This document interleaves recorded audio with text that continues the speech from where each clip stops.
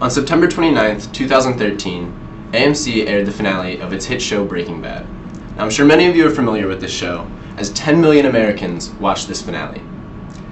Breaking Bad quickly became regarded as one of the best television shows in American history, yet recently it's come under fire for its gratuitous violence. Now, of course, Breaking Bad isn't the only American show that capitalized on the seeming American obsession with violent entertainment. Shows like The Wire, Dexter, The Walking Dead, CSI, all of these have gained significant popularity, and yet all seem to revolve around this violent subject matter, sometimes even gruesome, as with the case of Dexter and The Walking Dead. Now, 50 to 60 years ago, this never would have been possible. Strict FCC regulations made sure that content like this never made it onto the televisions in American homes. However, over the years, particularly in the 1980s, these regulations became inconsistent, and a change in the family dynamic of the American family allowed violence to become commonplace in our entertainment industry. More times than not, we now see that since this is so generally accepted, Americans have come to expect it in their media as well. A recent study done by the Parents Television Council found that in any given hour on TV, between the hours of 8 a.m. and midnight, 61% of television shows will air or depict some sort of violent act.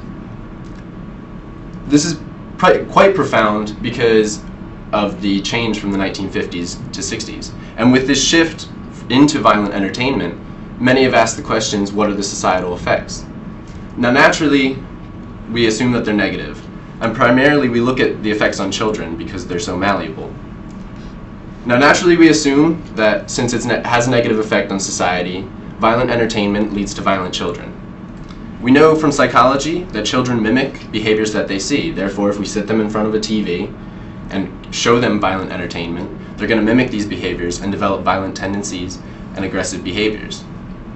Now, very few would argue with this claim as it's psychologically based, and the television industry as a whole has reflected this. Beginning in the 1990s, they began to enforce parental advisory warnings. You'll see them in the top left corner of all television shows on American TV. These range from TVY to TVMA and allow parents to make informed decisions as to what they're letting their kids watch. Also beginning in the 1990s, millions of dollars were poured into core educational programming. Bill Nye the Science Guy is a notable example that I'm sure most of you are familiar with.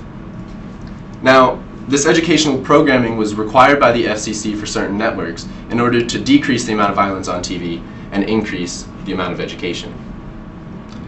Now, these educational programs did great things in promoting an interest in learning among youth and children, but ultimately they were a bit misguided. You see, a recent study done by the Harvard Graduate School of Education found that the effects TV has on children are pretty negligible when compared to other influences in children's lives, primarily a healthy family. So yes, psychology tells us that children mimic behaviors they see, but what they see on TV is relatively short term.